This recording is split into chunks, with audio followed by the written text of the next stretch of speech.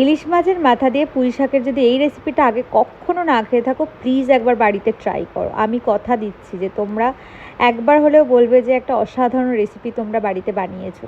তো প্রথমে আমি পাঁচমিশালি সবজির সাথে পুঁই শাকটা কেটে রেখেছিলাম, আর তারপরে একটা পেস্ট বানিয়ে নিচ্ছি আদা, কাঁচা লঙ্কা আর জিরের।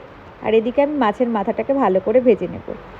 মাছের মাথাটা ভেজে রাখার পর ওই তেলেই আমি দিয়ে দেব একটুখানি অল্প রসুন থেতো করে রাখা, আর জিরে ফোড়ন দিয়েছি, আর একটা শুকনো লঙ্কা দিয়ে যে পেস্টটা করে রেখেছিলাম আদা, জিরে আর কাঁচা লঙ্কা, সেটা দিয়ে সুন্দর করে কষাতে থাকবো। প্রায় মোটামুটি কষানো হয়ে গেলেই দিয়ে দেবো নুন আর একটু হলুদ, তারপরে দিয়ে দিচ্ছি টমেটো, সামান্য চিনি। আমি খুব বেশি চিনি রান্না ইউজ করি না, যেহেতু এর সবজিটার মধ্যে মিষ্টি কুমড়া, তারপর মিষ্টি আলু আছে, তো সেই জন্য আমি একটু কমই মিষ্টি পছন্দ করি রান্নায়। ঝালটা আমি একটু বেশি খাই, তোমরা পরিমাণ মতন দিতে পারো। আর সবজির মধ্যে এখানে নিয়েছিলাম আমি কুমড়ো, একটু গাজর, একটু মিষ্টি আলু, একটু লাল আলু, আর তার সাথে একটু অল্প একটু বেগুন দিয়েছিলাম, তো যাতে তরকারিটা একটু মাখা মাখা হয় সেই জন্যে।